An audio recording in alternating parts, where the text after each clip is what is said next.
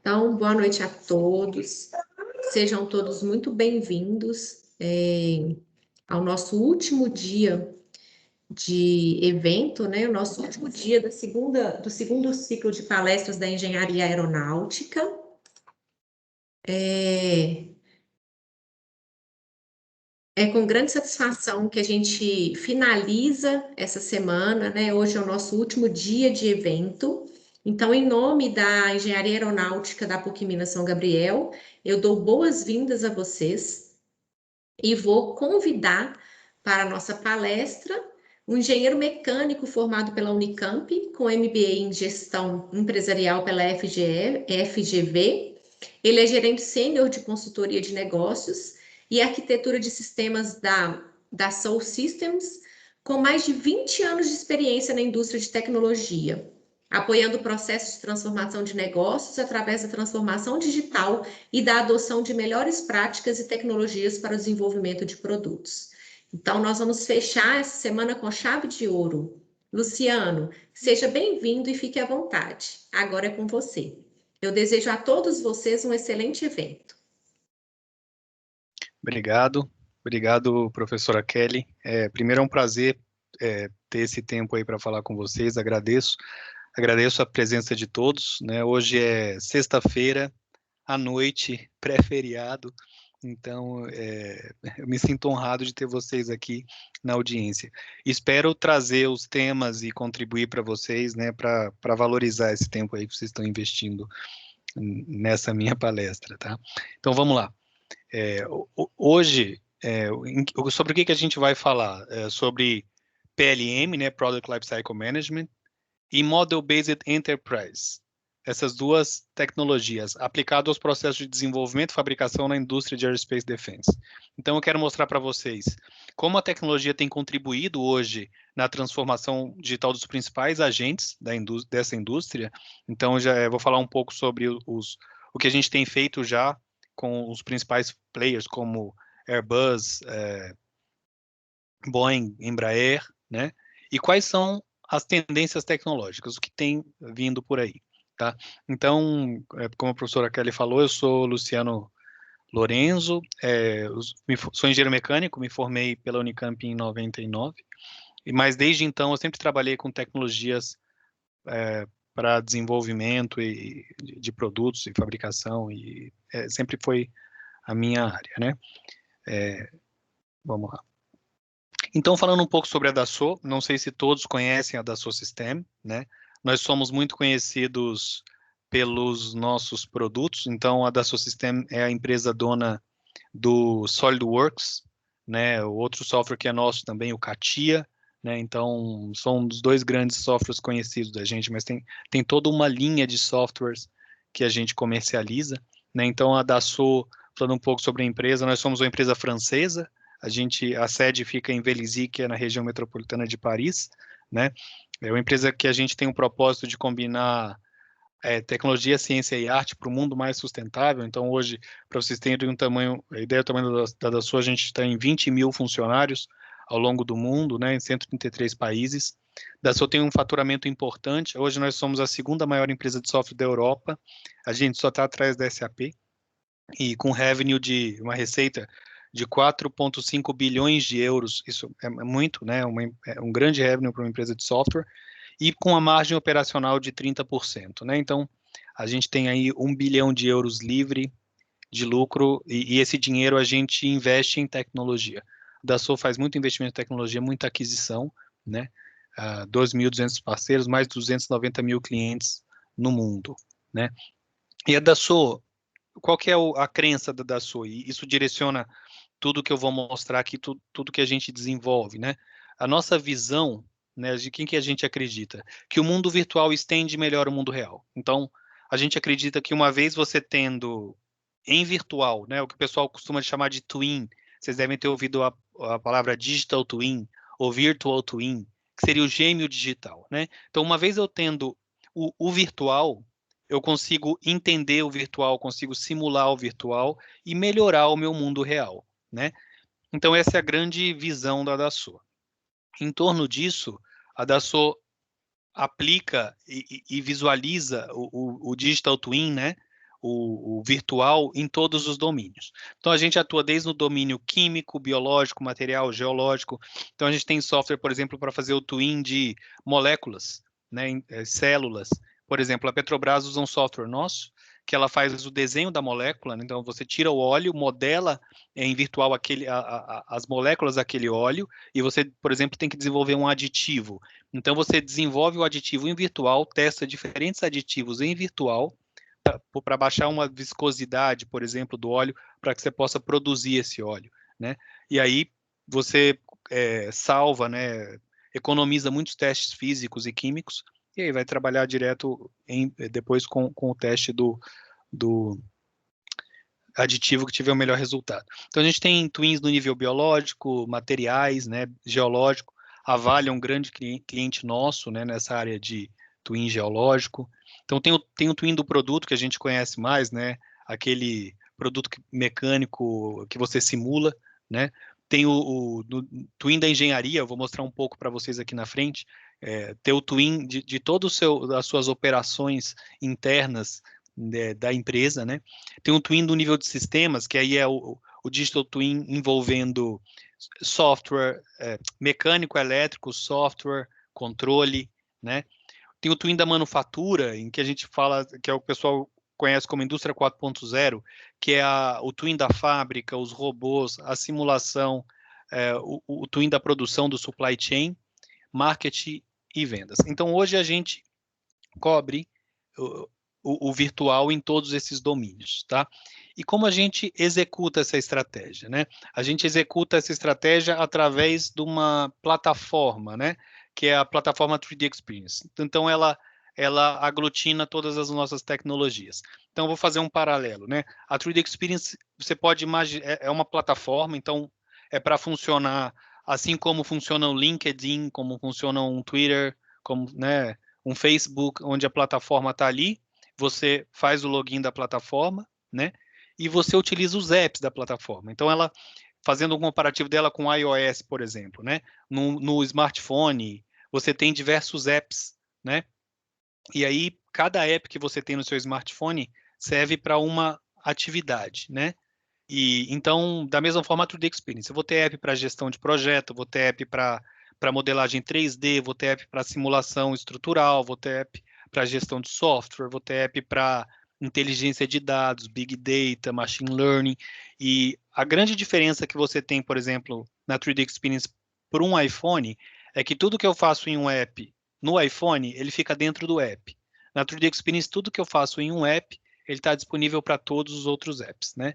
E vocês viram aqui um vídeo, né, de um pouco sobre... Opa, não está tocando o vídeo?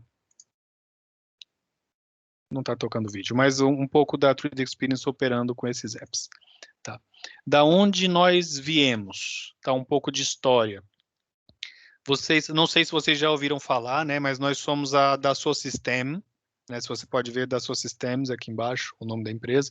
Nós viemos, a nossa origem vem da Dassault Aviation, Dassault Aviation, né? A Dassault Aviation é a nossa mãe, né? Nossa mãe e irmã, né? Porque hoje a gente tem faturamento similar à Dassault Aviation, mas a Dassault Aviation é a empresa de aviação que fez os Mirage, que tem os Rafale, né? Os aviões de caça franceses, trabalha também em aviação executiva e comercial, e nós da Dassault Systems nascemos dentro da Dassault Aviation, dessa nossa empresa irmã, né? Então, lá na década de 80, a Dassault Aviation precisava de fazer software para fazer 3D, né? Na verdade, não existia. Então, ela falou, o que eu vou fazer? Pegou um grupo de pessoas no departamento de TI e desenvolveu um primeiro software de 3D. Esse software de 3D desenvolvido, modelagem 3D, foi o CATIA, dentro da Dassault Aviation. E a Dassault começou a comprar computadores poderosos, né? E aí a IBM falou, poxa, por que vocês compram esses computadores tão poderosos? O que vocês fazem com isso, né? Não, a gente faz a modelagem das aeronaves.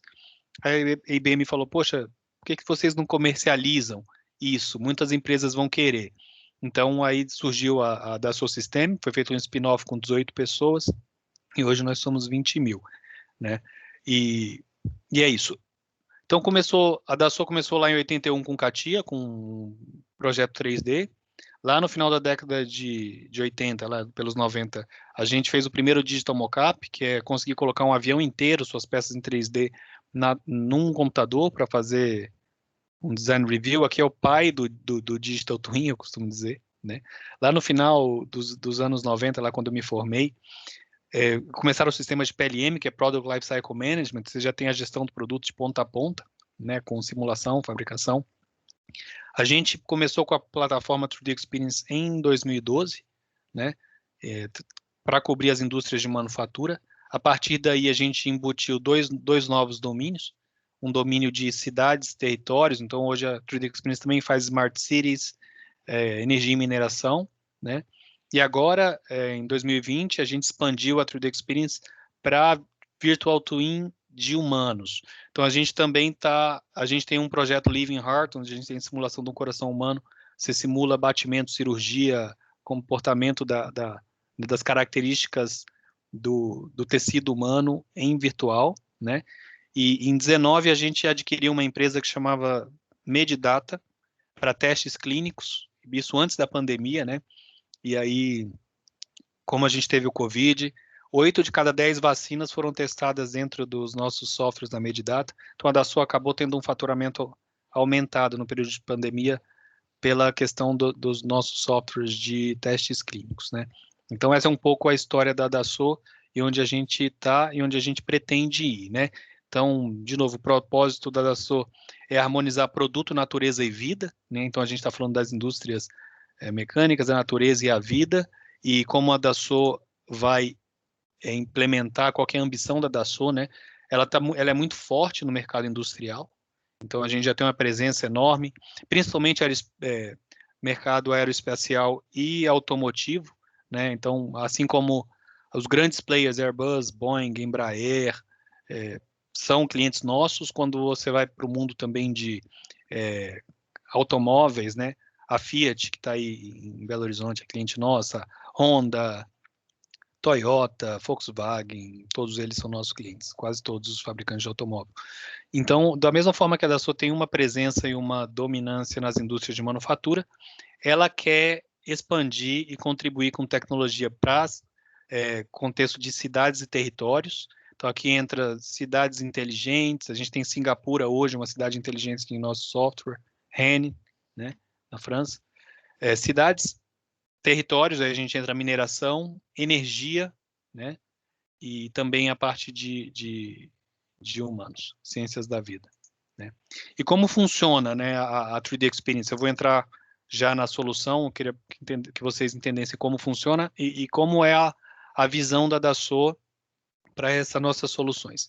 A intenção é que o 3D Experience seja uma plataforma tecnológica habilitadora, onde os nossos clientes entrem, né? Eles possam simplesmente participar da plataforma como você participa de um LinkedIn ou de um Facebook, e aí dentro você encontrar todos os seus habilitadores tecnológicos para que você faça o seu produto, né? Que você não tenha que construir uma suíte tecnológica, né? Um set de soluções integrados. Isso gasta muito dinheiro, isso precisa de muito esforço, muito tempo para te habilitar a fazer o produto, né? Então, o que a Dassault quer é que ela tenha uma plataforma pronta onde as empresas entrem e desenvolvam seus produtos, né? Tanto é que, por exemplo, no caso de automóveis elétricos e autônomos, também 70% deles são nossos clientes da 3D Experience, porque você consegue, como uma startup, entrar dentro da plataforma e ali tem toda uma estrutura habilitadora tecnológica que te permite desenvolver de forma completa, sem ter que criar um set de soluções, que é o que hoje tem nas indústrias, né? Por exemplo, uma indústria de aviação, quando vai construir uma aeronave nova, ela escolhe um set de tecnologias, congela aquele set de tecnologias e desenvolve a aeronave ali, né? Se ela vai para um programa novo, uma aeronave nova, ela cria um outro set tecnológico e vai fazer o desenvolvimento ali. É muito difícil ela mudar a tecnologia dentro de uma aeronave existente, senão ela tem que garantir que as coisas vão se manter, não vai ter problema de certificação. Então, É assim que funciona. Com a 3D Experience a gente pretende ter, né, e a gente trabalha para isso, para ter uma suíte tecnológica pronta, né? Então, por exemplo, no caso eu falei da Boeing, Airbus, Embraer, mas quando você vai no mundo de carros elétricos e autônomos, como eu citei, Tesla, nosso cliente, Lucid, nosso cliente, Aimo, nosso cliente, usando a 3D Experience, tá? Então, ela trabalha do ponto de vista de processos, né? Então, a gente não vende funcionalidades. A intenção da Dassault é ter esses processos de desenvolvimento prontos, ready to use, dentro da 3D Experience. A empresa usa e adapta a estes processos. Mas para que esses processos sejam efetivos, que uma empresa consiga entrar e utilizar o processo como ele tem que ser completo. Ele tem que possibilitar que a empresa os utilize e crie seus produtos. Então, a gente tem uma estrutura na Dassault, que é o pessoal das indústrias, que são gente que veio das indústrias, que a gente atende, e desenha os processos, especifica o software para que o nosso R&D desenvolva os apps. Então, essa é a visão da 3D Experience como uma empresa que cobre de ponta a ponta na cadeia de valor. E do lado direito é da plataforma para fora, né? Uma vez eu tendo uma plataforma que fica em nuvem e que colabora, eu posso ter diferentes players, tanto o OEM, por exemplo, de uma aeronave, quanto seus fornecedores, utilizando a mesma plataforma e colaborando ali. E até fazendo negócios ali, né? Então, hoje, por exemplo, na 3D Experience, eu consigo, se eu quiser, desenhar em 3D uma peça e comprar ali mesmo a impressão 3D dela e receber na minha casa. Então, isso já é possível. Então, ok, falei bastante da Dassault. Alguma pergunta até agora, pessoal? Tá claro?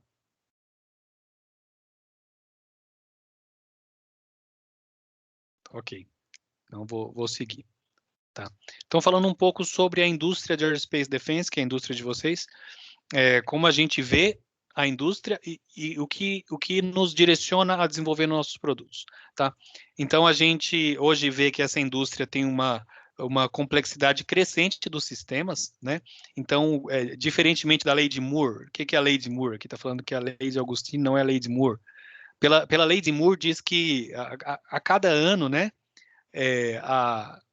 você tem o mesmo poder computacional dos processadores a 50% do custo. Então, isso tem promovido a transformação digital, faz com que hoje todos nós tenhamos acesso a tecnologias, a capacidade de processamento que nós não tínhamos antes, né? Então, um computador que eu tinha quando eu comecei minha carreira para rodar um CAD simples, mecânico, hoje a gente compra por $1.000 fácil. A gente, na empresa que eu comecei a trabalhar, pagava $60.000 num computador para rodar um CATIA, né? Hoje você paga $1.000. Então, o preço da tecnologia vem abaixando. Agora, quando você está falando em sistemas complexos, isso não é verdade, né? Então, no caso, por exemplo, do mercado de defesa, aqui eu tenho um gráfico, né? Que principalmente os veículos militares, os aviões de caça, o custo, submarinos nucleares, né? O custo ele sobe exponencialmente.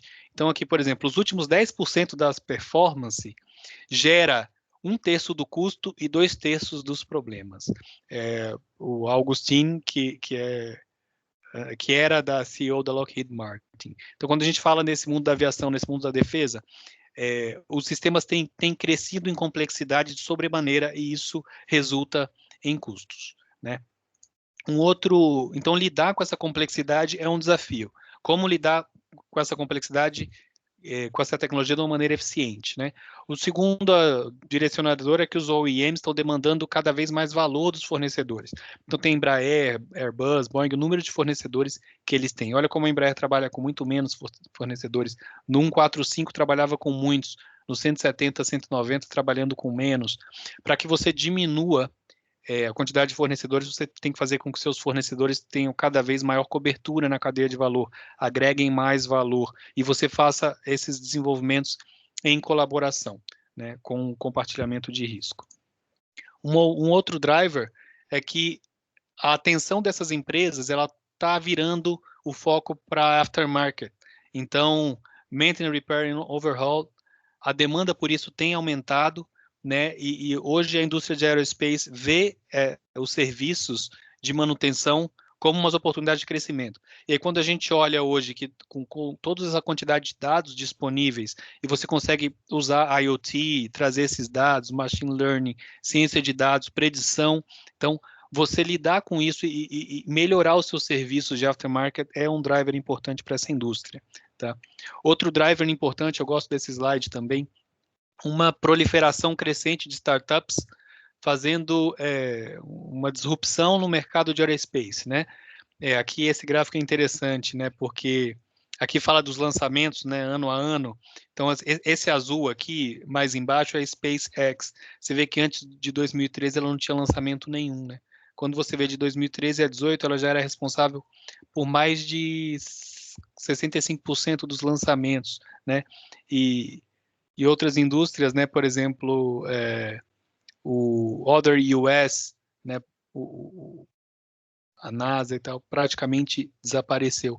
Então, se você consegue fazer uma disrupção no mercado de espaço, onde a barreira à entrada era enorme, que mercado não consegue mais ter uma disrupção, né? A SpaceX lança um satélite, volta e pousa, né? Um veículo de lançamento. Então, aonde estamos, né? E o que pode ser feito com uma transformação. Então, a gente tem essa visão, a nossa indústria, nossas soluções aqui que eu vou apresentar são de Aerospace Defense, elas atendem os fabricantes de aeronaves, os fornecedores, empresas de propulsão, defesa, airlines e espaço, tá? Aqui fala um pouco dos objetivos dessa indústria, tá? Eu não vou entrar muito nesses detalhes, eu acho que eu vou passar isso rápido, sobre as tendências e o que essas empresas elas tentam endereçar, tá? E vou direto para as soluções. Então, a gente vê hoje que a gente, em termos de tecnologia, tem algumas tendências disruptivas em Aerospace Defense. E aí nós desenvolvemos as nossas soluções para, como eu falei, habilitar nossos clientes a fazer esses desenvolvimentos de forma ágil e produtiva e capacitá-los a fazer seus produtos. Então, hoje a gente vê como tendências disruptivas no mercado de Aerospace Defense os sistemas autônomos, né, não manejados, voos hipersônicos, né, a simulação virtual, você trazer para o virtual, fazer o comissionamento, o voo virtual antes, né, powered by IoT, então você ter o uso da internet das coisas, Internet of Things, cada vez mais amplo. A tendência a satellites, né, você ter satélites modulares, onde você combina esses módulos aqui ou no espaço para poder ter diferentes atendimentos, né? É uma tendência. Reusable rocketry, que seria os foguetes reusáveis, né? Fazer os lançamentos, voltar e pousá-los. O exoesqueleto cognitivo, como a gente está aumentando as nossas tendências de exploração espacial, né, para que você possa fazer uma boa exploração, você ter exoesqueletos que te propiciem fazer atividades pesadas no espaço assistidas, né? E MRAM, que a gente chama, é Multi-Robot Additive Manufacturing. Então, você ter robôs programáveis que podem fazer fabricação ao mesmo tempo com adição e remoção de material. Então, essas são as tendências disruptivas que a gente tem visto em Aerospace Defense. E a gente, no desenvolvimento das nossas tecnologias, a gente se apoia em 6 pilares estratégicos, que eu vou apresentar soluções agora em sequência, mas que é o que eu comentei no início, o Model-Based Enterprise. O que é o Model-Based Enterprise? É sair de uma organização onde os seus modelos de dados, onde os seus dados estão armazenados em silos de informação, como planilhas Excel, como documentos 3D, como modelos de simulação em software de simulação, como modelos em MATLAB, por exemplo, que estão soltos e separados. Mesmo que você tenha em digital, eles estão soltos para trazer uma empresa baseada em modelo matemático, modelo de dados. Uma vez que você traz do espalhado para o modelo de dados, você tem toda uma capacidade de aplicação de ciência de dados, né, rastreabilidade e, claro, agilidade dentro da sua rede de informação. Tá? desde átomos a sistemas de sistemas. Então, ter isso, essa capacidade de ter o twin e tudo em modelo de dados, desde o nível micro, do nível de átomo, até o nível de sistemas, tanto de sistemas quanto sistemas de sistemas, que é a realidade da Aerospace Defense, né? Uma aeronave, ela é um sistema de múltiplos sistemas, e esses sistemas multidisciplinares. Então, essa é a ideia, e ter isso completo, tá? Outro driver é usar a predição analítica, né? Uma vez que eu tenho dado para tudo, a gente usar a ciência de dados, predição, machine learning, para poder tomar as melhores decisões e ter agilidade nisso, tá? Trabalhar com virtual testing and certification, conseguir fazer menos testes físicos, mais virtuais e essa rastreabilidade de fazer a certificação ainda em virtual. Fábrica do futuro, uso de robôs, né, ter a indústria 4.0 e a integração com a cadeia de valor como um todo. Então, esses são os 6 pilares. E hoje, na nossa palestra, eu vou abordar muito em detalhe para que vocês conheçam o Model Based Enterprise, sistemas de sistemas, comissionamento teste virtual, até porque é o que eu falei para vocês, eu queria mostrar o que temos de tecnologia e para onde as indústrias do setor estão indo, que é o que a Boeing e a Airbus estão em processo de implantação, a Embraer também quer ir nesse sentido, então vamos passar em detalhes para vocês as 3 primeiras caixas, tá? Com isso, você consegue acelerar de conceito para operações em até 50%, e eu sinto, né, tenho o prazer de falar da Dassault, porque eu acho que a melhor forma da gente se apresentar é pelos nossos clientes. Então, isso que eu estou apresentando para vocês, essa plataforma 3D Experience, e que eu vou apresentar para vocês em detalhe, ela é a plataforma utilizada por todos esses clientes aí, tá? Então, em todos esses clientes, onde você vê esse logo, que é o nosso compass, né, nossa bússola, são clientes que utilizam a 3D Experience e que estão migrando para essa estratégia de plataforma, claro, em uma ou outra maturidade, né? Você não consegue pegar seu switch, seu set tecnológico que você usa para fazer suas aeronaves ou que já estão num programa existente e transformar ela do dia para a noite, né? Mas você vai transformando conforme entre os programas novos, trazendo esses processos para dentro dessa plataforma tecnológica para essa 3D Experience. Então, vocês olhem aqui a Boeing, Airbus, a Comac, Bombardier, Embraer, Sukhoi, a Dassault Aviation, Gulfstream, Joby, né, que faz o VTOL, o eVTOL, né, Solar Impulse, Thales Arena, Safran, Airbus Helicopter, Sikorsky, Saab, todos são nossos clientes e a maioria deles está nessa estratégia de 3D Experience. Então, eu queria mostrar para vocês o que eles estão fazendo aí e o que a gente vai fazer no futuro. A Boeing e a Dassault e a Airbus, as duas adquiriram a Boeing em 17 e a Airbus em 19. O processo de transformação para o Model Based Enterprise, eles estão fazendo passo a passo, que é o que eu vou mostrar para vocês agora em sequência, tá? Então, aqui tem uma lista de clientes por segmento, desde aviação comercial, ali eu mostrei só a aviação, né? Mas tem propulsão, defesa, transporte aéreo e espaço, tá? São os clientes que a gente atende. Então, eu vou entrar nas soluções propriamente dita. Pessoal, alguma pergunta até agora?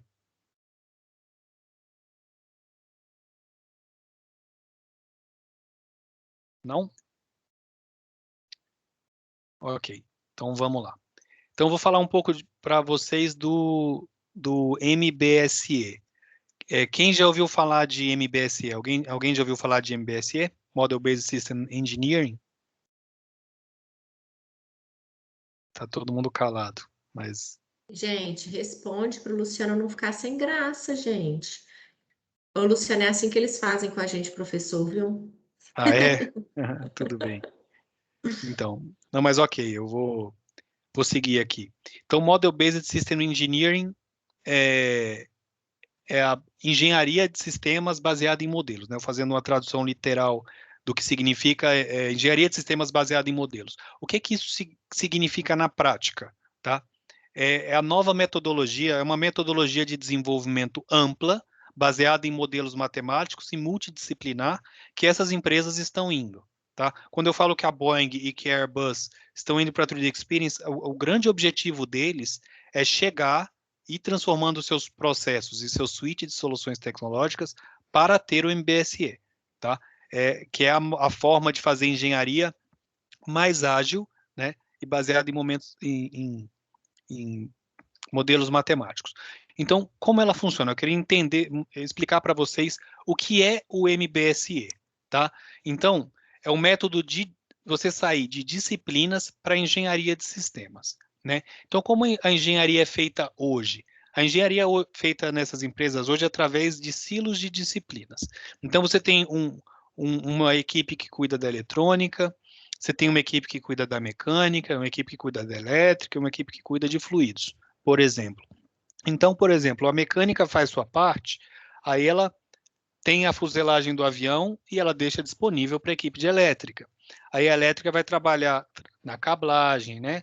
Em toda a parte elétrica, fluidos vai trabalhar na deles, e aí eles vão passando. Conforme eu termino a minha, eu passo para o outro, né? Eu termino a mecânica elétrica, eu passo para eletrônico. Software, por exemplo, você fica no final, né?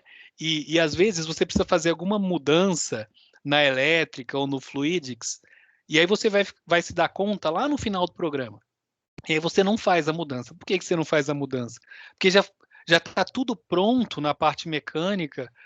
Se eu for fazer uma mudança, ela vai afetar em tudo que está feito, né? Então isso vai congelando e vai amarrando as pessoas ao longo do processo, tá? Então, mas... Oi? Alô? Não, então foi acidente. Microfone aberto.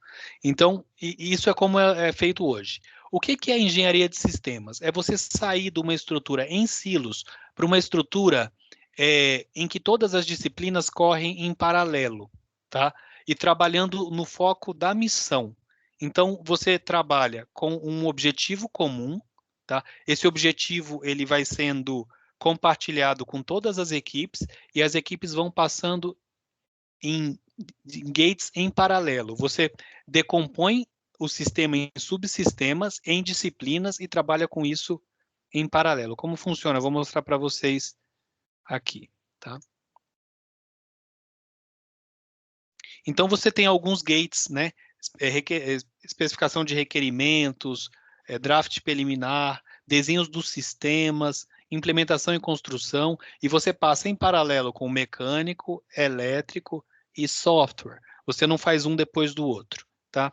E aí para fazer isso você apoia em modelos, né? Modelos matemáticos. O que são esses modelos? Por exemplo, essas 3 imagens aqui são modelos da cidade de Paris, né? Então, por exemplo, esse modelo do meio é a cidade de Paris, mas essa complexidade de modelo aqui, essa representação, é o suficiente para mim para eu indicar as linhas de metrô, né? Essa outra representação também é a cidade de Paris, mas eu consigo ver as ruas, né? E essa aqui é uma outra representação também da cidade de Paris. Então eu consigo ver a mesma coisa através de diferentes modelos, tá?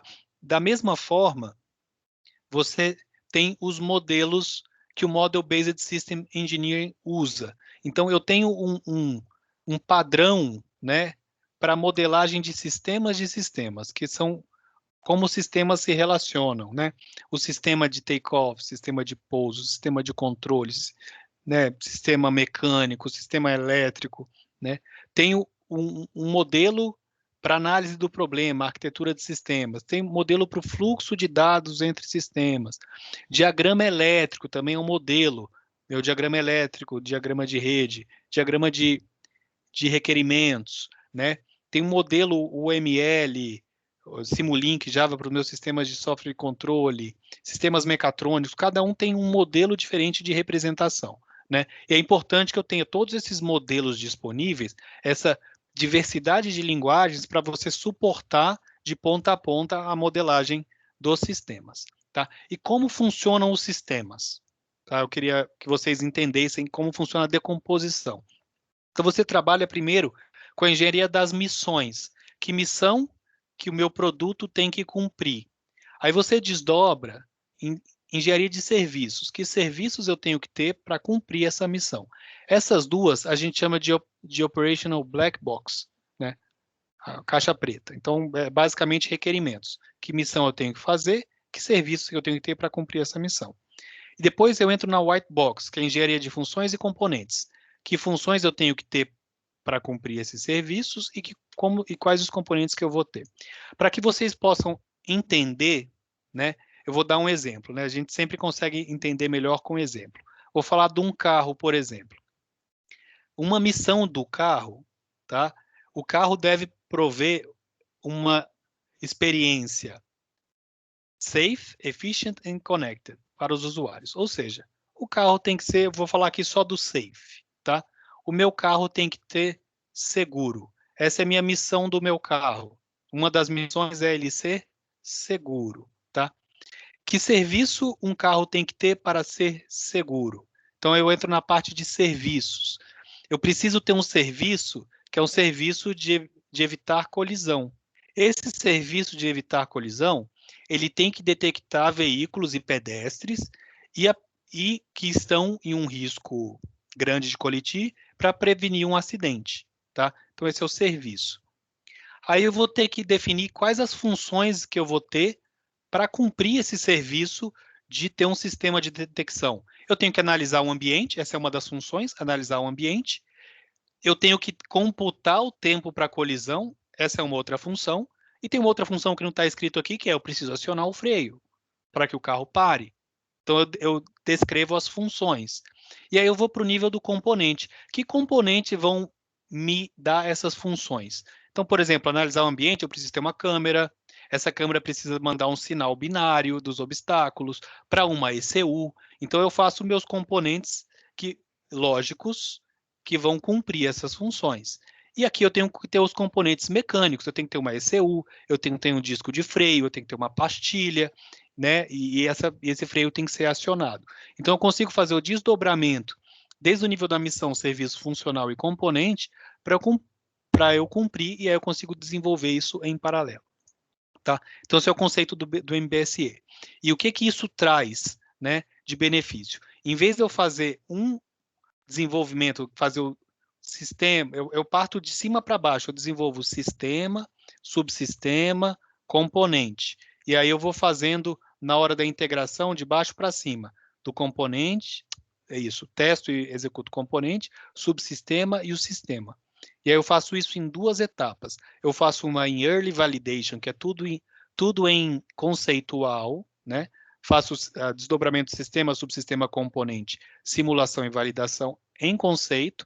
Uma vez o conceito comprovado, eu faço o sistema, subsistema, componente, integração e realização do sistema. Então, os pilares são early validation, quebrar os silos, igual eu falei, trabalhar ao mesmo tempo com mecânico, elétrico, software e ter rastreabilidade e o reuso, né? Que é eu sair de uma visão de documentos para um sistema de virtual mockup, né? De sair de documentos para um sistema de modelo de dados. Eu não vou explicar essa aqui, né? Acaba sendo a desenvolvimento de ponta a ponta, até por uma questão de tempo, e vou partir direto para o exemplo que eu queria mostrar para vocês, tá? Deixa eu só passar aqui. Mas isso aqui diz que na 3D Experience existe um modelo de dados que cobre os processos de ponta a ponta. Deixa eu só mostrar aqui. Tá? Então, ela vai cobrir, numa mesma aplicação, a gestão de requerimentos de um produto, requerimentos de uma aeronave, vai ter a criação dos sistemas de engenharia, tá? A parte de sistemas funcional e lógica, vai ter modelo de dados para engenharia física, tá? Para engenharia de manufatura, então aqui eu falo, vai ter o modelo de dados para os processos de fabricação, vai ter os modelos de dados para os processos de suporte, então isso aqui é montagem de manutenção, tá? Vai ter os modelos de dados para a planta e para as suas instruções de montagem, tá? Para gestão de contrato, programa, configuração, mudança, colaboração, e também, aqui embaixo, toda a parte de simulação, no nível de sistema, simulação física, de processo e supply chain, dentro de uma mesma plataforma, tá? Então, deixa eu passar isso aqui tem um monte de clique. E aí vamos para o exemplo propriamente dito, tá? Que, na verdade, é o que eu falei para vocês, a gente vai ter um arcabouço tecnológico que vai conseguir gerenciar o requerimento, requirement, as funções, que é o F, os sistemas lógicos, que é o L, e os sistemas físicos, que é o P. Então, vocês vão ouvir muito daqui para frente, nas engenharias aeronáuticas, o Model Based System Engineer, que também é conhecido como RFLP. Você vai ouvir muito ou Model Based ou RFLP. RFLP significa isso: requerimento, funcional, lógico e físico. Tá?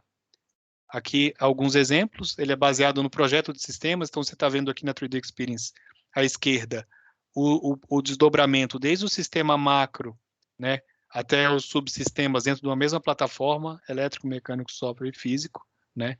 Uma vez você tendo tudo isso feito, você consegue fazer a validação virtual até dos sistemas antes deles existirem. Nesse caso aqui, ele está fazendo a validação de um sistema de frenagem autônoma, igual a gente falou, né? O carro colidiu, depois ele vai fazer os ajustes dos sistemas para que ele não colida mais, e a experiência de uso, né? A parte de simuladores, simulação completa, comissionamento virtual, você conseguir ter todo esse entendimento, ainda mais com a realidade virtual, óculos de realidade virtual, antes mesmo de você ter o produto físico. Então, você tem tudo em mockup, economiza muito no desenvolvimento, tá? Então, é isso. Esse é o MBSE, é o Model Based System Engineering, onde você tem, vocês vão ver muito esse V, tá? O MBSE também bem é conhecido como desenvolvimento em V, né? V-Model Engineering também, né? Em que eu tenho, igual eu falei para vocês, você parte do capturando os requerimentos dos sistemas, então você vai partir de cima para baixo, do nível de sistema para o nível de componente, descendo, né? Dos sistemas, conjuntos, subconjuntos, componentes. Então, eu vou começar com captura do requerimentos de sistemas, que é R, requerimento. Depois eu vou fazer as funções, né, da arquitetura, requerimento, função. Vou fazer requerimento, função e os sistemas lógicos, sistemas de software, sistemas elétricos, sistemas mecânicos. E em virtual, eu vou fazer o que a gente chama de Early Validation. Eu vou fazer as simulações. Então, faço R, RF, RFL, validações do sistema. Uma vez que meus sistemas estão definidos e validados, no conceito, que é o que a gente chama de Early Validation, eu vou descer no desenvolvimento propriamente dito dos sistemas. Então, eu vou fazer o desenvolvimento dos sistemas RFLP de software, eletrônico, elétrico e mecânico, até o nível de componente. Depois eu vou começar a subir o V ao contrário. Então, eu vou fazer a integração mecânica, elétrica, software, nível de componente, subconjuntos, sistemas, subsistema, sistema, e fazer a integração. Então, esse é o conceito do MBSE, do desenvolvimento modelo V. E é isso que essas empresas, a Boeing e a Airbus, estão implementando hoje. A Embraer tem uma intenção em fazer também, e as empresas estão caminhando nessa linha. Tá? Para poder promover isso, a Dassault fez investimentos e aquisições. Então, nós adquirimos todas essas empresas de software que estão aqui, que fazem e de integração, comissionamento virtual, né? Que fazem parte mecânica a gente já tinha com CATIA, SolidWorks, mas softwares elétricos, eletrônicos e software e requerimento para que a gente conseguisse fazer isso tudo dentro da plataforma, né? A 3D Experience também, ela não tem a intenção de ser fechada, então ela é uma plataforma aberta para engenharia de sistemas, que consegue se conectar com todos os outros softwares do mercado. Então a gente conecta com Modelica, MATLAB, outros CADs elétricos, mecânicos, conectores, sistemas abertos, FMI, mais de 30 conectores para simulação e testes, para que se as empresas já tenham suítes tecnológicas existentes, a gente se conecte e permitam com que elas possam usar o MBSE. Tá? Então, isso faz com que a plataforma tenha um suíte tecnológico completo dentro de uma mesma estrutura que faça governança, rastreabilidade, arquitetura de sistemas, requerimento, mecânico elétrico, software, simulação e teste. Então, aqui é um pouco detalhado, subdividido. Tá? Agora eu vou partir para o exemplo. Alguma dúvida até agora, pessoal? Não? Por Então mim tá vamos. tranquilo. Tá. Vocês já tinham ouvido falar desse conceito? Para mim é novo. É novo? Ah, legal. Então eu vou mostrar para vocês isso em operação, tá? Então, nesse caso, um sistema que foi que eu vou mostrar para vocês, né? O desafio era criar um sistema completo, né? Que é um VTOL, né? É um veículo de, como é que é? Take-off and landing, vertical take-off and landing, né? É um sistema de VTOL, que é o Vertical Take-off and Landing, que cumprisse uma missão e eles tinham que fazer isso em 90 dias. Onde foi feito isso? Na Universidade de Wichita, tá? Na Universidade de Wichita tem um NIAR, não sei se vocês conhecem, é o Instituto Nacional para Pesquisa de Aviação, o governo americano, né? Então existe essa NIAR na Universidade de Wichita. Essas empresas de aviação, elas usam muito esse laboratório da NIAR e fazem pesquisa conjunta com a NIAR. Então, esse desafio foi em Wichita, com a NIAR, para fazer esse sistema em menos de 90 dias. Eles tiveram que fazer a missão, né? A missão era achar uma pessoa, tinham várias funcionalidades, eu vou mostrar aqui, achar uma pessoa, ele é autoguiado, né? E, lógico, também à distância, encontrar a pessoa e entregar um pacote de primeiros socorros, né? Um medicamento para uma pessoa lá. Né? Então, tinha definição das missões, tinha arquitetura de sistemas, depois tinha a modelagem e a simulação, eles tinham que fazer o projeto da aeronave, fazer a manufatura digital, testar e construir a aeronave e voar em 90 dias, tá? Então, eu vou mostrar 2 vídeos aqui em funcionamento. Isso foi feito com a 3D Experience. O primeiro deles é aquele primeiro V que eu fiz lá de cima, que é o V conceitual, que é a gente criar as missões, criar os casos de uso, criar os sistemas, subsistemas e fazer o early validation, fazer a validação do conceito.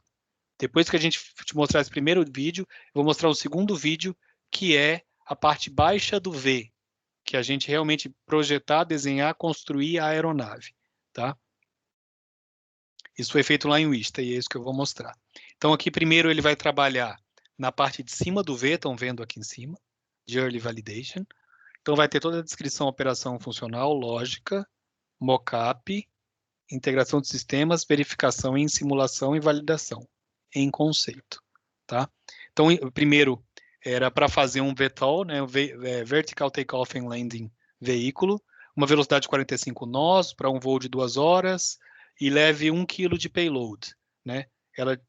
E aqui a gente tinha várias opções, podia ter várias opções para diferentes missões. Então foram definidas algumas missões. Uma missão era Long Range Mission, tá? Uma missão de longo alcance. Para isso, o melhor seria um convencional takeoff and landing ou vertical takeoff and landing. Tinha um para long range, para entrega do pacote. Tinha um para short range e tinha um para long range surveillance. Para cada um, era uma aeronave a mais adequada. Né? Então, mas ele tinha que ser multimissão e tinha que conseguir fazer uma aeronave que fosse configurável, modularizável, de forma que eu pudesse configurá-la, né, e construir diferentes aeronaves de acordo com as diferentes missões que eu tivesse. Então, vamos lá. Vocês estão vendo agora o vídeo, tá? Então, primeiro foram definidos os requerimentos da missão, que missões que ele deveria cumprir, né? E aí a gente tem dentro da 3D Experience todos os dashboards e a gestão desses requerimentos. E aí ele partiu para aplicar o método de engenharia de sistemas, o black box e o white box. Aqui eu mostrei para vocês os diferentes modelos que eu mostrei, por exemplo, da cidade de Paris, que a gente podia ter diferentes linguagens. Então ali foram os diferentes modelos que a gente ia usar, que vocês estão vendo já a criação do mapa de stakeholders, a definição das missões, tudo dentro da 3D Experience, nos modelos apropriados, né, para a construção das missões. Depois das missões já foi para o desenvolvimento, então, aqui dos sistemas, que tipo de informação passa de um sistema para o outro sistema. Agora eu já comecei a desdobrar a aeronave em subsistemas, quais os subsistemas que eu preciso ter para a aeronave, né? Sistemas mecânicos, elétricos, controle. Aí eu passo para modelagem conceitual e space allocation, alocação de espaço que cada sistema vai ocupar dentro da aeronave, tá? Então foi feito esse mock-up de conceito. Aí eu tenho o controle de espaço e alocação de espaço para cada um daqueles sistemas que foi descrito, tudo conectado, né, em rastreabilidade. E aqui a simulação dinâmica para otimização disso em fase de conceito, tá? Dessa aeronave.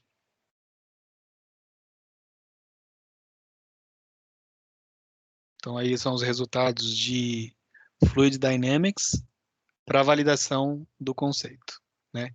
A gente também criou os processos de fabricação para Multi-Robotic Additive Manufacturing, para fabricação do conceito, e aí ele impresso em 3D, né, no túnel de vento da Universidade de Wichita, fazendo os testes reais do conceito, tá?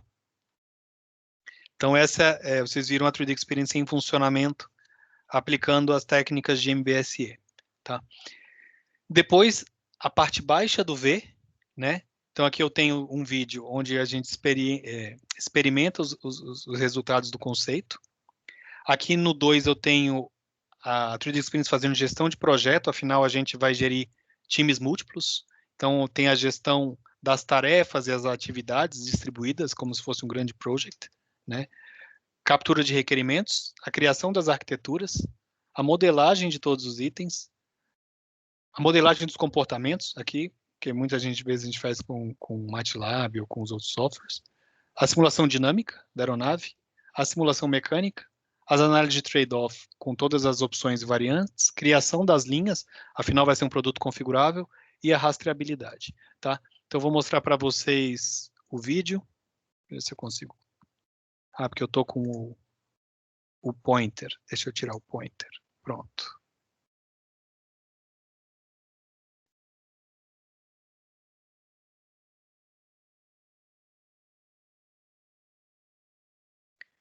Então, ainda sobre aquela aeronave, né? Então, aqui dentro da 3D Experience eu estou simulando ele em operação, né? Com o software de controle mesmo, comando em controle em voo, né? Nesse caso, tem uma pessoa ali a ser resgatada. A pessoa, essas montanhas, então, é nosso software de realidade virtual, que você pode usar com óculos, né?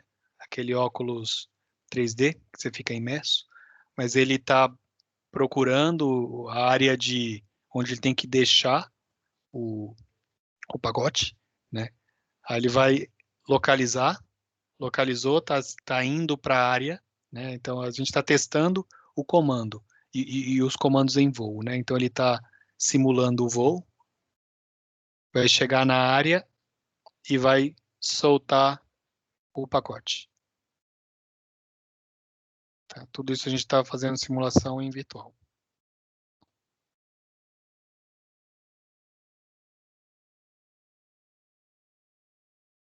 Ok. Então vamos partir para o desenvolvimento. O 2 é organizar o time. Então eu tenho o app de gestão de projeto, onde eu faço a agenda das atividades, os gates, e distribuo as tarefas para as pessoas, né? Quem vai fazer o quê? As pessoas vão receber suas tarefas em Kanbans, vão fazer e entregar por aqui, e o projeto vai andando sozinho, né? Então esse projeto foi gerenciado, a agenda dele aqui na 3D Experience. Afinal, é o que eu estou falando, esse projeto aconteceu mesmo em Nayar, em Wichita, né? Vocês podem procurar aí na internet pela faculdade. Aqui eu tenho os requerimentos de missão e subsistemas organizados, né, que eu tinha que atender. Isso é um problema que acontece muito nos desenvolvimentos. Às vezes as pessoas não têm a visão do requerimento, pode esquecer e lá na frente você tem que corrigir.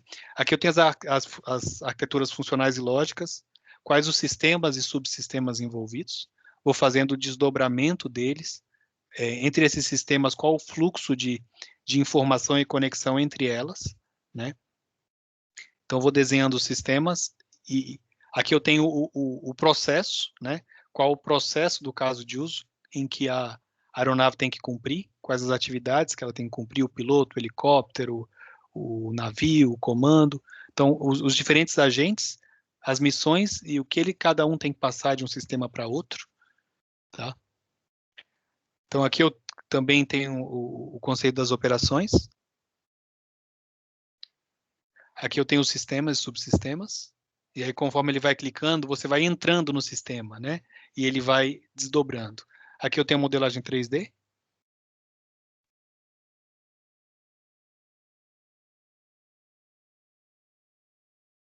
Aqui eu tenho o desenvolvimento elétrico, né, dos sistemas elétrico e eletrônico. Então, aqui eu consigo fazer o desenvolvimento eletrônico dele, com os componentes, subcomponentes. Aqui vocês conseguem ver o comissionamento virtual. Então, eu falei, ele estava voando lá, que então é o software de controle de voo, quando você vai fazer a rota, e ele vai operar o nosso 3D antes dele existir, né? Então, esse software foi fazendo a operação e a pilotagem dele, que a gente tem a simulação dele, da estabilidade, né? Que é o projeto da ASA, né? Que a gente fazendo as simulações mecânicas dela, tem simulação térmica, né? Eles usaram simulação, otimização. Aqui a gente tem o Process Composer, que faz o Design of Experiments, análise de trade-off, para otimizar os parâmetros que a gente precisa otimizar, ainda em virtual. Análise fluidodinâmica.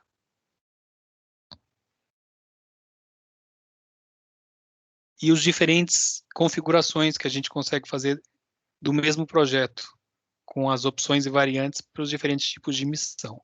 Nesse caso, a gente usou as soluções computacionais, inteligência de dados, para comparar diferentes alternativas e ver qual que seria a melhor para esse range, esse payload. Então, aqui eu tenho a estrutura de conjuntos e subconjuntos, em que isso foi desdobrado, né? Isso é utilizado quando a gente vai fazer configuração de produtos, né? Onde eu ponho todas as opções de subconjunto que eu possa ir substituindo para criar a aeronave final, que é o que eu vou mostrar agora, as diferentes configurações, né? Para diferentes atributos que a gente seleciona, se eu quero fazer surveillance ou não, que tipo de uso, se ele é um convencional, se ele é um vertical takeoff and landing. Você vê que já some alguns pedaços aí, né? Uma asa para subir verticalmente ou não. Então, dependendo do país que eu uso, ele já vai mudando. E aqui no final eu tenho a rastreabilidade. Eu consigo ver todos os sistemas e subsistemas. Então, que componente atende a necessidade de que subsistema, que sistema que atende qual requisito. Então, numa mudança de requisito, eu consigo ver claramente o impacto que isso vai ter e fazer a modificação sem deixar nenhuma ponta solta. Aí, de novo, vai passar aí o vídeo do resgate. Do resgate não, né? Vai soltar um payload para a pessoa.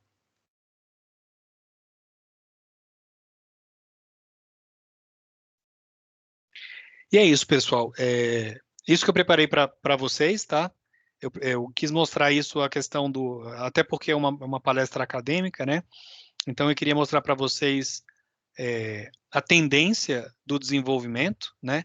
Para onde está indo o desenvolvimento, a maneira de fazer o desenvolvimento desses produtos hoje em dia, porque antigamente os produtos eram mais mecânicos, né? Então você fazia muito a parte mecânica, isso na minha época, né? Vocês são jovens, mas eu sou de uma época onde tudo era muito analógico, né? Eu sou da época antes da internet, né? Eu acho que para muita gente aqui isso deve ser algo inimaginável. Mas antigamente os produtos eram muito mecânicos, aí você tinha uma parte elétrica e uma parte de software, né? Então você tinha um produto mecânico com software embutido, né? Hoje em dia os produtos eles mudaram muito. Eles são muito mais software com hardware embutido, né? Hoje em dia o hardware que a gente tem é muito mais para habilitar os controles que o software necessita, do que o contrário, que era o produto era muito mecânico e tinha alguma automatização com eletricidade e software, né? Então, os produtos têm mudado, a quantidade tecnológica embarcada tem sido muito grande, os tempos de desenvolvimento têm sido cada vez menores, então as soluções para desenvolvimento de produtos, para engenharia, têm mudado para essa nova dinâmica, onde você antigamente fazia primeiro o mecânico, depois o elétrico, depois o software, né? E aí, quando você chegava no elétrico e software, muita coisa você não podia mudar porque já estava fixo no mecânico, e aí eles tiveram que inverter essa lógica. Se trabalhar do conceito de sistema, trazer muito mais simulação para conseguir fazer isso de forma orquestrada. Então, eu queria trazer isso para vocês. Essa é a metodologia que as empresas estão querendo, estão se transformando para adotar, né? Então, quando a Boeing e Airbus fizeram essa parceria com a gente, é nesse ponto que eles querem chegar, tá? E é esse o caminho que a gente está indo no desenvolvimento. E é isso que eu queria compartilhar com vocês. Obrigado, viu, pessoal? Obrigada a você. Nossa, Tem Oi, alguma- Luciano. Oi. Vou abrir então agora para as perguntas. Gente, alguém quer fazer alguma pergunta?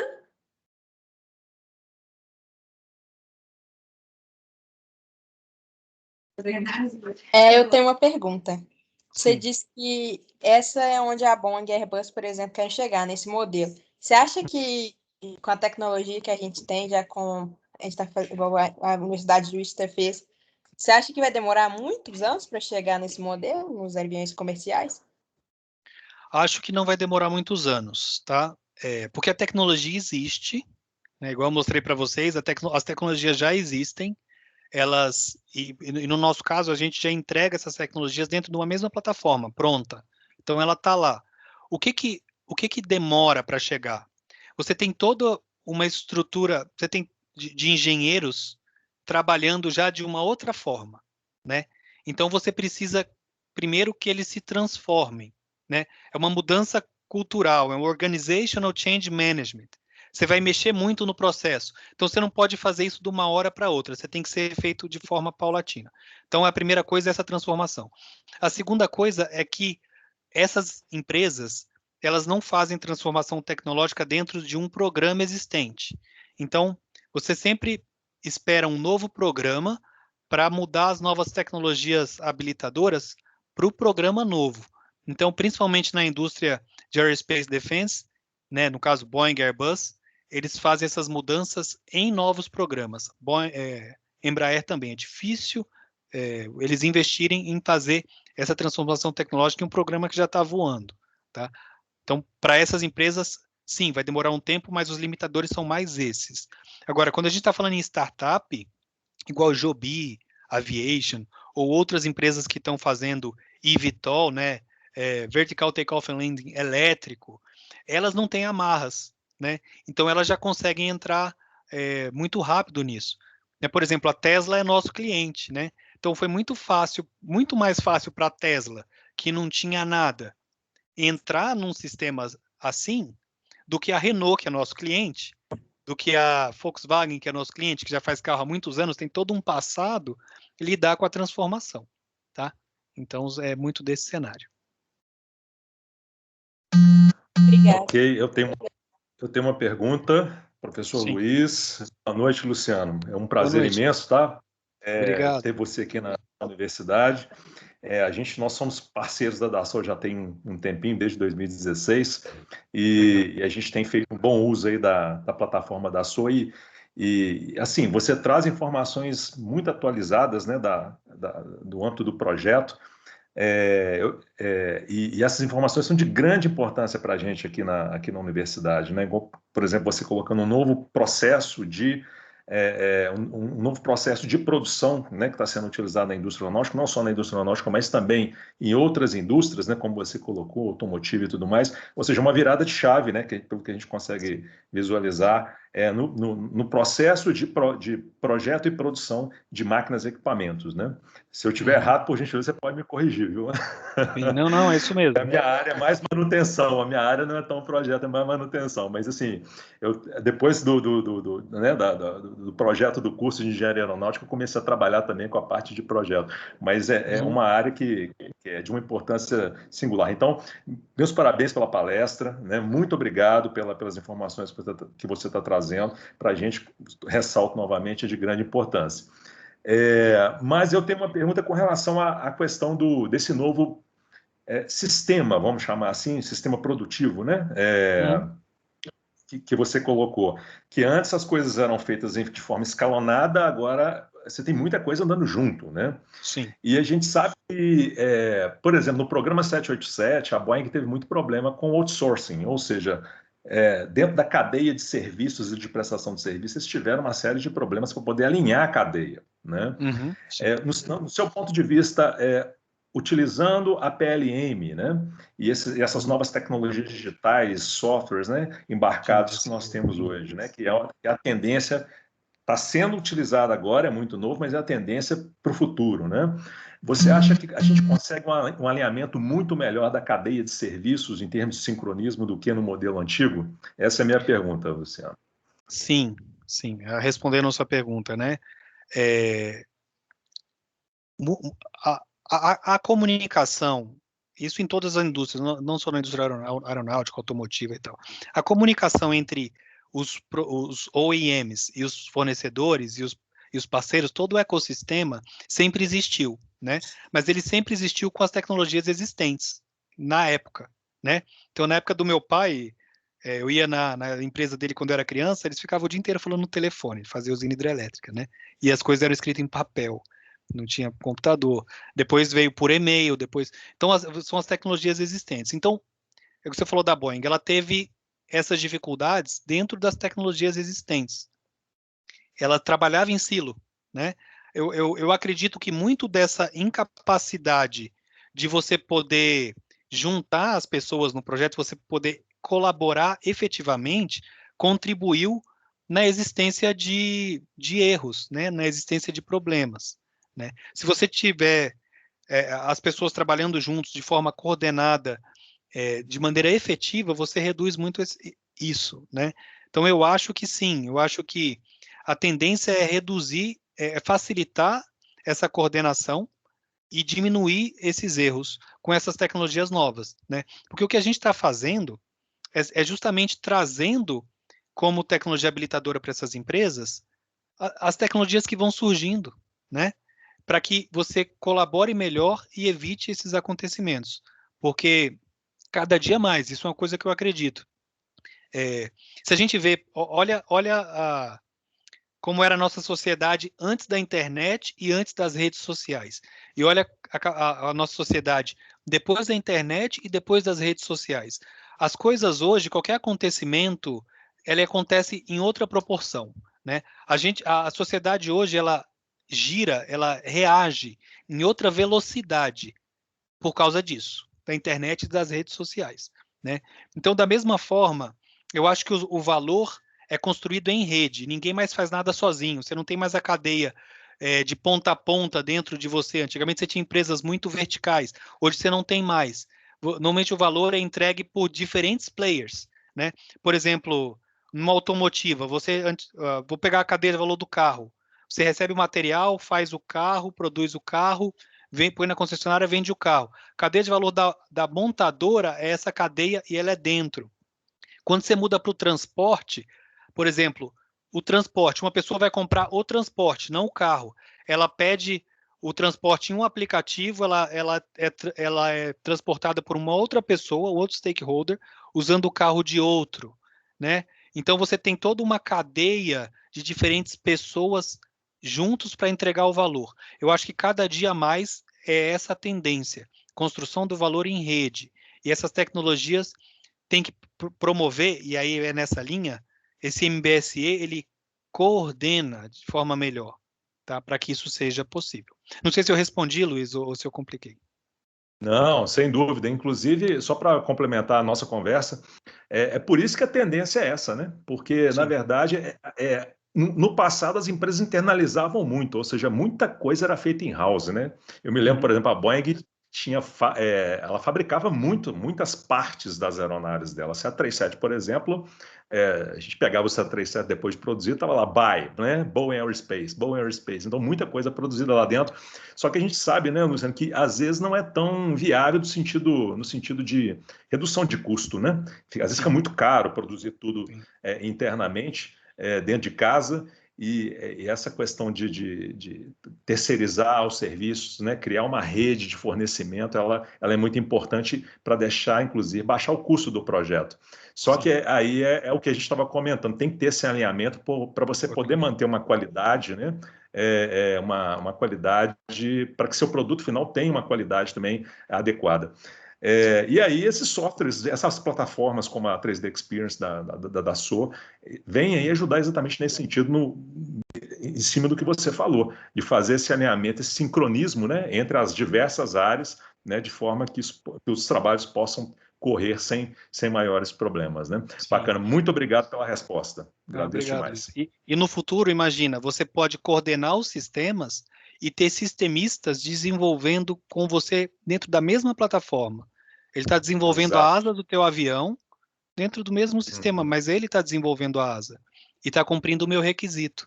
Eu tenho como rastrear. Entendeu? E o mais interessante, né, Luciana, é que a gente consegue ter basicamente saber o que está acontecendo dentro do projeto, em diversas áreas do projeto, on time, no tempo, né? E caso haja necessidade de fazer pequenos ajustes, isso pode ser visto e ajustado quase que no tempo também. Então, o delay, né, é muito pequeno. Se existe, ele é muito pequeno, né? Muito diferente do passado, né? Que o delay às vezes acontece. Você verificar um problema lá na frente, onde já tinha corrido várias e várias etapas do projeto, né? Ou do passado não, ou do presente, né? Muitas empresas, a maioria delas, principalmente as grandes, ainda estão assim. Elas não têm trabalhando nesse momento. Anterior, né? Eles querem transformar, mas essas empresas são grandes. Então, não é todo mundo que tem a visibilidade das coisas. Mesmo a tecnologia existindo no mundo externo, dentro da empresa, não significa que eles estão usando a última versão da tecnologia, né? Então, Entendi. Ou seja, a gente pode considerar que a gente está no momento de virada, né? Então, algumas já estão implementando, já estão usando, outras estão fazendo a implementação da tecnologia e outras estão pensando em implementar. A gente está no momento de virada de chave. Entendi. Sim, de evolução. Isso que eu mostrei para vocês é o fim da linha, é o objetivo, tá? Mas elas estão em diferentes passos de transformação. Ou seja, o que você mostrou para a gente é o que há de mais novo em termos de processos de projeto e produção de aeronaves, no caso, né? Isso. Falando especificamente da indústria aeroespacial. Perfeito. Isso. E aí, que eu falei no início, uma startup hoje que entra nova, parte do zero, não tem passado, pode ser uma vantagem, né? Você já começa no novo. O que você comentou, né? A mudança da cultura, né? Da cultura organizacional. Mudar a cultura demora e a startup ela já nasce com o novo, né? Então por muito exemplo, mais simples. Vou dar 2 exemplos que eu pensei, né? Eu sempre pensei nisso. Poxa, sempre tiveram grandes, as empresas grandes automotivas. Quem fez o primeiro software, primeiro carro autônomo elétrico? Foi um Elon Musk, um cara que construiu um videogame. Não era um cara da automotiva. Você imaginava que viesse da automotiva, né? E da mesma forma, não foi a Agência Americana de Espaço que fez o primeiro foguete lançar um satélite, voltar e pousar. Foi um outro cara. Então, talvez, né, eu nunca imaginava imaginava, poxa, os que fazem há mais tempo conhecem mais, são eles que vão fazer primeiro. Não necessariamente, né? Talvez você ter muito passado te tire agilidade. Tá? Perfeito, exatamente. Às vezes o processo é muito engessado, né? E a startup ela tem essa capacidade de inovar com mais facilidade, né? Então, às vezes aceita melhor as novas tecnologias, aceita melhor o novo, né? Não fica preso ao processo existente. Exatamente. Bacana. Obrigado pela resposta, obrigado pelas informações, Luciano. Muito obrigado. Obrigado. Bom, então, dando continuidade aqui às perguntas, né? O Pedro fez uma pergunta também, Luciano, vou repassar a pergunta para você.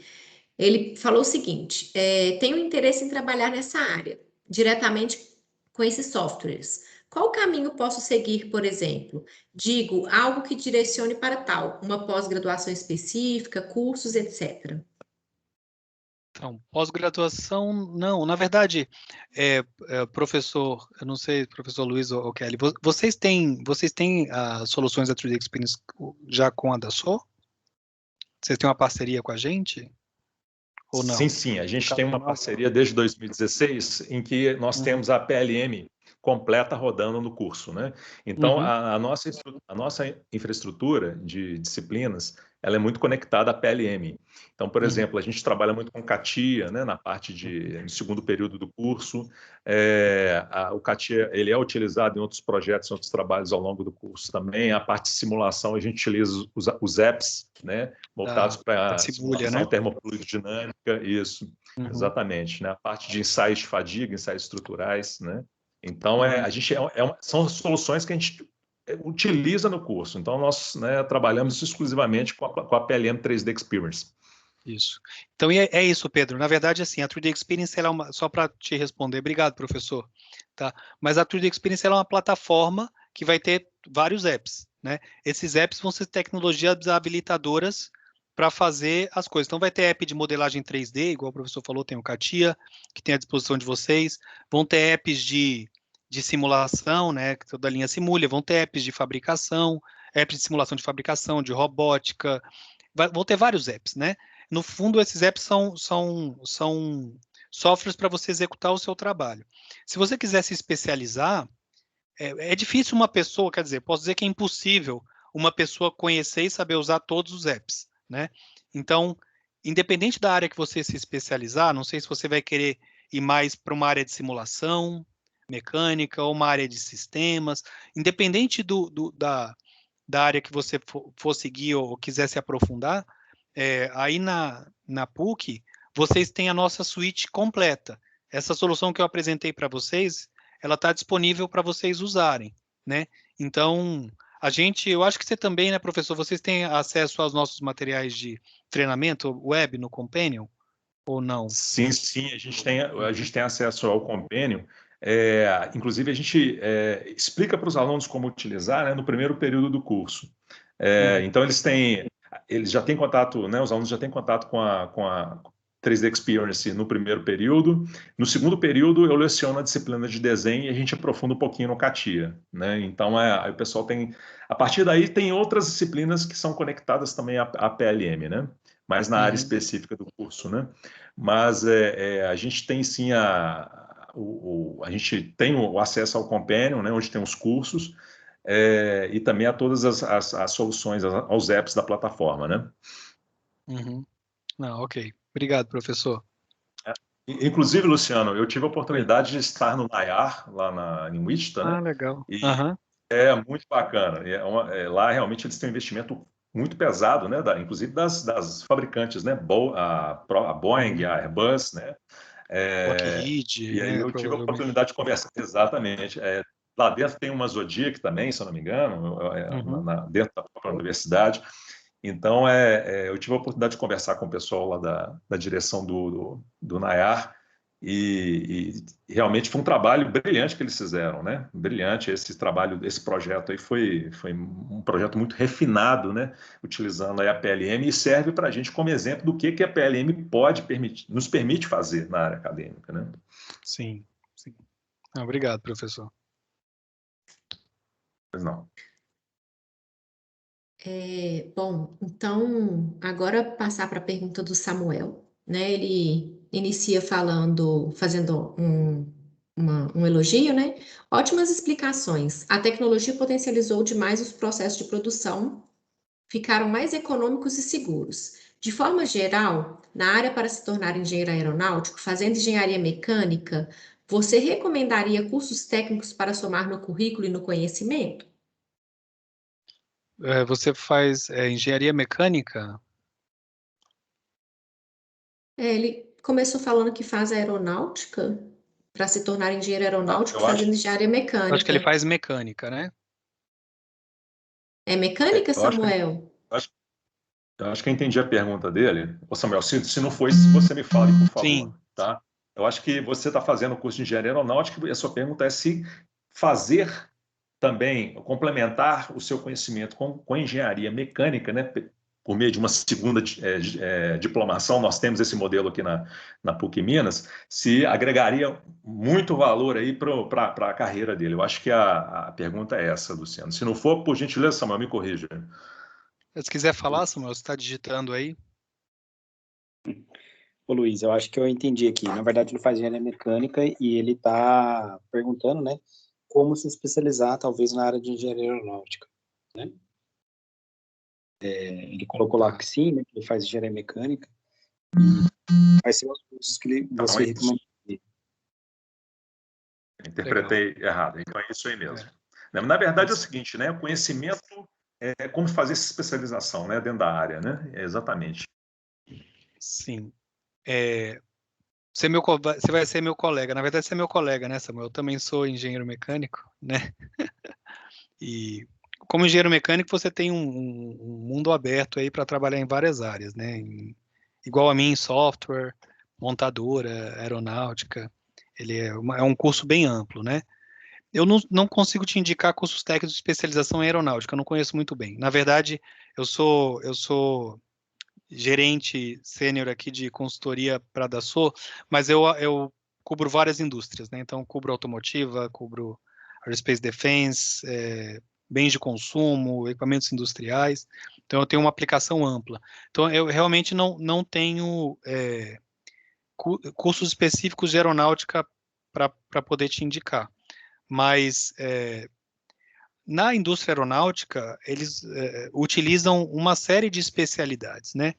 A parte de simulação em geral é muito forte na indústria aeronáutica. Falando da questão técnica, né? Então, simulação mecânica na indústria aeronáutica é muito, muito forte. Simulação mecânica, simulação de fluidos, né? Parte de processos de fabricação também, robótica. Então, todas essas áreas da engenharia mecânica, elas são muito úteis. Controle, né? MATLAB, esse tipo de coisa, é muito útil na indústria aeronáutica. Qualquer uma dessas especializações vai te habilitar a trabalhar com aeronáutica e a ter vantagem em relação a outros profissionais que não têm essa especialização. Então, tudo que é simulação mecânica, fluido, controle, então tudo isso ajuda, né? Tem muito uso na indústria aeronáutica. Diferente de outras indústrias, por exemplo, indústria de equipamentos industriais, industrial equipment, produto agrícola, plantadeira, trator, ônibus, não tem tanta simulação, tá? Igual tem, por exemplo, na indústria aeronáutica. A indústria automotiva até tem também uma quantidade importante disso que eu citei. Em outras indústrias, nem tanto. Mais produção, coordenação de projeto. Luciano, eu estive em Lorraine, também a Dassault tem a sede é em Paris, né? Mas a Dassault tem uma conexão muito forte com Lorraine, a Universidade de Lorraine. E aí, realmente, isso que você está falando a gente consegue ver de uma forma muito clara lá na sede e também lá em Lorraine a questão da simulação, né? Então, lá na sede você tem um espaço 3D, né? Basicamente de realidade virtual, que você consegue entrar dentro. Dá até para dirigir na época eu dirigi um Qt da Renault. Que legal. Né, assim, muito bacana. Então, essa questão da simulação realmente é muito forte, né? Nessa indústria digital, né? Sim, é muito, muito forte. Ainda mais na indústria aeroespacial, você não tem espaço para erro, né? Então, são aplicações muito críticas, né? Então, você tem que garantir o cumprimento dos requisitos, você tem que garantir que vai funcionar, não tem espaço. A falha, ela tem um resultado muito dramático, né? Um avião falhar. Então, você acaba investindo muito no virtual para você conseguir fechar todas as possibilidades, né? Além disso, tudo é muito caro, né? Então, tudo que você for fazer para testar em físico e tiver que jogar fora, você perde muito, muito dinheiro e muito tempo. Então, essas indústrias, elas são críticas nesses pontos. Então, é uma indústria que consome muito disso. E aí, em relação a isso, tem muitos cursos, pós-graduação, né? Eu até comecei a fazer pós-graduação, depois eu larguei, porque eu fui trabalhar na empresa de software, eu tive que mudar de cidade, mas eu pós-graduação em elementos finitos, né? Isso é muito importante. E são métodos, assim, como você comentou, utilizados demais em diversas áreas da indústria, né? Elementos finitos, a CFD, né? E por aí vai, né? É isso mesmo. Ô, professora Kelly, mais alguma pergunta a gente tem para a gente poder encerrar ou não? Por gentileza. O Samuel falou, né, que entendeu e agradeceu as explicações. Não temos mais perguntas. Bacana. Professor Matheus, gostaria de encerrar? Eu encerro aqui, ô Luiz. Pode deixar que eu encerro aqui. Então, perfeito. Ô, Luciano. Antes de você encerrar, eu gostaria só de agradecer mais uma vez o Luciano, viu? A disponibilidade dele. Mais uma vez, Luciano, informações de extrema importância que você trouxe para a gente aqui, né? E com base nas palestras como a sua, que a gente vai fazendo um ajuste, calibrando o nosso curso, né? E sintonizando o curso com o que há de mais novo na indústria, né, aeronáutica, e a gente pode até trabalhar de uma forma geral, né? Falar de uma forma geral na indústria, não só aeronáutica, mas como a indústria como um todo, né? Muito obrigado mais uma vez. Obrigado, professor Luiz. Eu que agradeço. Eu agradeço, por favor, Kelly. Luciana, eu gostaria de agradecer mesmo em nome da Engenharia Aeronáutica, né? O Luiz é o coordenador, né? Você ainda não havia conversado com ele. Então, a gente gostaria de agradecer imensamente, porque essas palestras, elas são muito ricas para os nossos alunos, né? Então, como eu falei para você antes da gente iniciar, a gente fecha o segundo ciclo de palestras com chave de ouro aí. Muito obrigada pela parceria e disponibilidade em trazer essa fala para os nossos alunos. Não, obrigado. Eu quero agradecer essa oportunidade. Na verdade, é um prazer poder falar para vocês e para os estudantes, né? Eles vão ser o futuro do nosso país aí, né? Vão ser o futuro da nossa indústria. E a gente precisa mesmo de gente boa, gente interessada para levar a nossa indústria para um bom caminho, né? Até a Embraer, ela sempre foi muito reconhecida, né? Não sei se os nossos alunos sabem, sempre foi muito reconhecida pela sua capacidade de desenvolvimento e pela sua excelência, né? Então, nós, engenheiros brasileiros dessa área de aviação, de aeronáutica, somos reconhecidos, temos uma tradição, e está na mão de vocês manter essa tradição, né? A Embraer quase foi vendida para a Boeing, na verdade foi desfeito o negócio, mas o que se falava muito no mercado é que o que a Boeing queria mesmo, que a Boeing podia abrir uma empresa para fazer avião do porte da Embraer, né? O que ela queria mesmo é ter a capacidade de desenvolvimento que a Embraer tinha, né? Porque no mercado as pessoas vão ficando mais velhas. Muita gente ficando mais velha com bastante conhecimento vai aposentando. Isso na Boeing, na Airbus. E o pessoal que chega novo, ele tem que aprender e desenvolver e ter a mesma capacidade, né? Então, o capital intelectual da Embraer como desenvolvimento é muito bem visto e muito reconhecido. A Boeing tinha o que a gente escuta no mercado é que a Boeing tinha muito interesse, mais do que as instalações, né, nesse capital humano.